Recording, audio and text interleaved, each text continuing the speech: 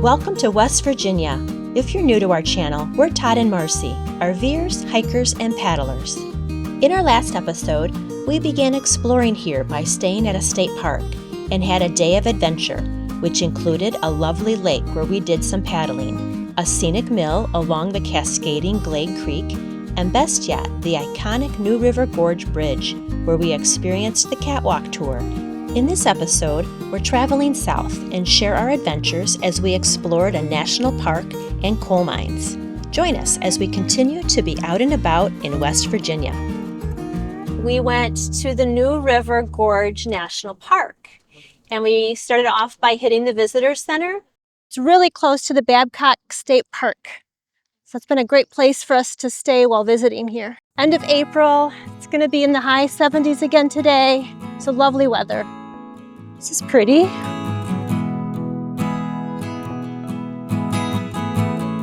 So we're in the visitor center here, and this is the view. Wow. Let's go outside and take a peek. Let's go see what this balcony has for us. Yeah, that's pretty. Oh, what do they call it? Eye of the Needle? Oh, for like when that. you're rafting? Yeah. Is that the class 5 that our guide was telling us about? It depends on water levels. And she mentioned the class 5 was called the meat grinder. Yeah, I think that was further up or down canyon. Yeah. That was just a very vivid mental picture when she said that. In 1873, the Chesapeake and Ohio Railroad arrived in the area and facilitated the shipment of coal. This era brought both prosperity and hardship, with miners enduring dangerous conditions. When we left there, we decided to do a couple of hikes. It's right across Highway 19 from the Canyon Rim Visitor Center. It was described as a 1-mile-ish loop. We are now entering an old-growth forest. Some of these trees have been confirmed to be over 350 years old. They call it a legacy forest. According to the sign, it was spared from the large-scale commercial logging period that ran throughout the turn of the 20th century.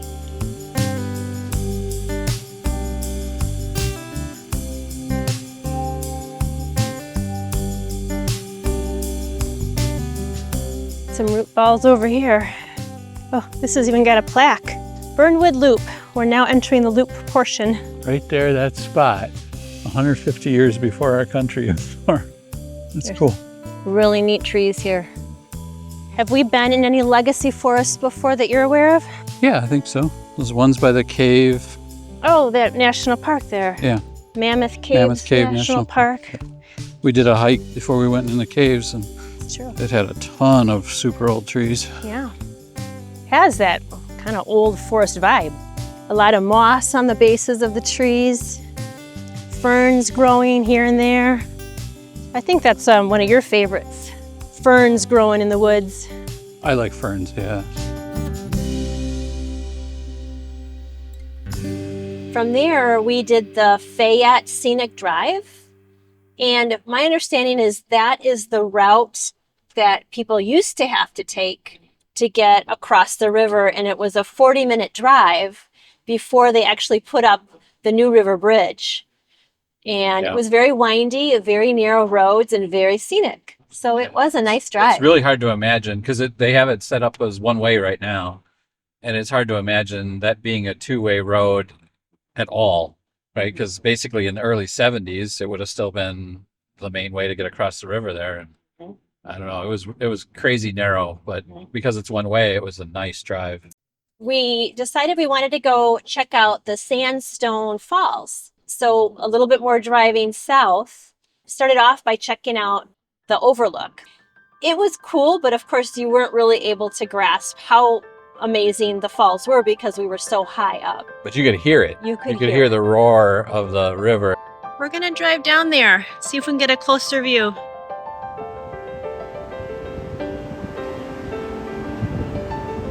In the national park, the Sandstone Falls is the largest waterfall on the New River. This is where it transforms from a broad mountain stream to a whitewater gorge as it descends through the Appalachian Mountains.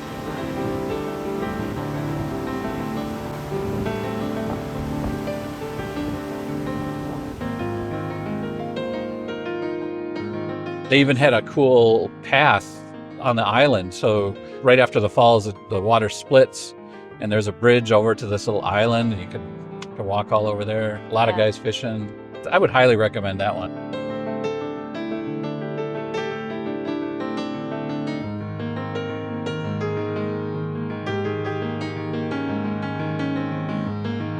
This trail is an easy half-mile loop around the largest island below the Sandstone Falls.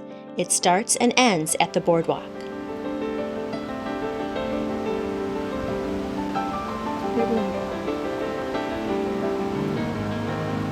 The boardwalk is a quarter mile which crosses two bridges and leads to observation decks that offer fantastic views of the falls.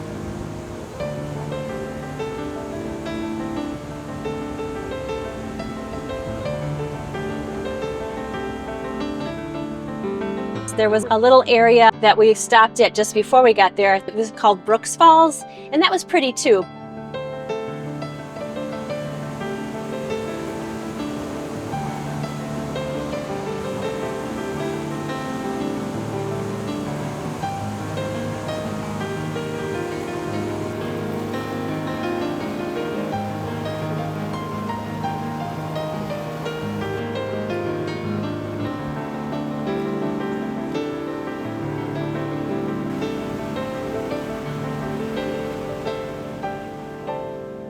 We were glad we made that trip down there. Very. You drive through this little town called Hinton, and these houses are like, their backyards are on the river, on the hills overlooking the river, and it's just gorgeous. Yeah, and they're tiered. Floor of one house is probably 20 feet higher than the floor of the house behind them towards the river. So everybody's got a view of the river. It's very lovely. So it's a neat town layout. Yes. And then on the way back to the campsite, we stopped at Pies and Pints restaurant, and we had a delicious Cuban sandwich. Todd got his keto style, no bread. What was salad? Oh, it was great. We didn't get a pie or a pint. The next day, we decided to tackle another hike in the Babcock State Park, so we did the lake trail loop. Around the same lake that we had kayaked the day before, they have a really nice, lovely loop trail. Yep. Yeah, it was a great hike. Yeah. It was a great hike. Because hiking through all of those rhododendron, whatever, bushes, really felt very tropical. Very tropical. Like, it did. It's the way I imagine hiking in Hawaii is going to be.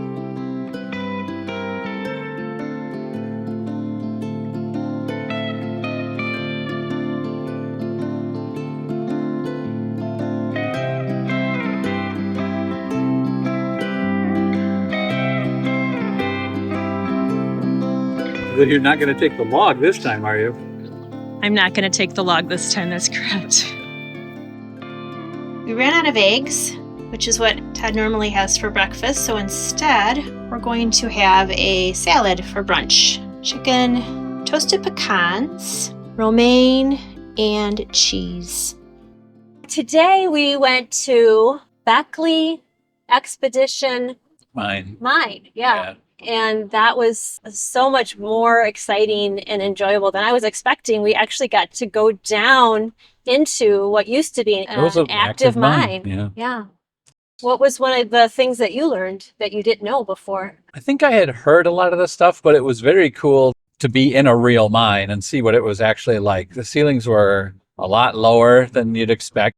Yeah, our tour guide was a miner. He went for 43 years. Yes, so he's seen a lot, and so he knew how to describe the equipment and give different situations where things used to be very unsafe and how they've changed it. This mine's operated from 1890 to 1910, 20 years. It was a pick and shovel all the way, 28 inches high. They wasn't standing up like me. They were working in 28 inches of coal. Now they had to take a pick and pick out this coal, shovel it on these cars. Every coal camp had a company store. Maybe you've heard the song, 16 tons, what do you get? Another day older and deeper in debt. They didn't have LED lights back then. They started out with this right here, a teapot and a can of kerosene. They'd empty the kerosene into the teapot. It would fit on their cap. Oh. They would ignite it. It'd be an open flame. Wow. What's going to happen if that flame hits a pocket of methane? Going to be a pop. Yeah. A lot of methane, there's going to be an explosion. This light only lasted about 3.5 hours. They'd have to relight it again. The only way you're going to have any problem is if you can't see at all. One time my light went out. It took them about 30 minutes to find me. Now I had one major problem, one major concern. I had to worry about a rat. The wall's dripping. Over your head is 125 feet of mountain. Those things over your heads are called roof bolts. Those roof bolts is what's keeping that rock from falling on your heads. That's called a kettle bottom. Another name for that is a widowmaker. If that falls on you, you've had it. That weighs about 280 pounds. Now you see how slick it is? They're in the roof everywhere. They'll fall out without warning. You have to drill to the side and put a strap under it. What actually is it? It looks like petrified wood. Now this guy's smart. That's a petrified tree stump. What is coal? Coal is vegetation Yeah. that's been under water and pressure for thousands of years, and it turns into coal. See that crack? Oh, yeah. Oh, yeah. That is one gigantic kettle bottom right there. Now it's supported. You see that? Oh, yeah. The tree trunk probably goes up into the mountain 5 or 6 feet. Yep. It's fascinating.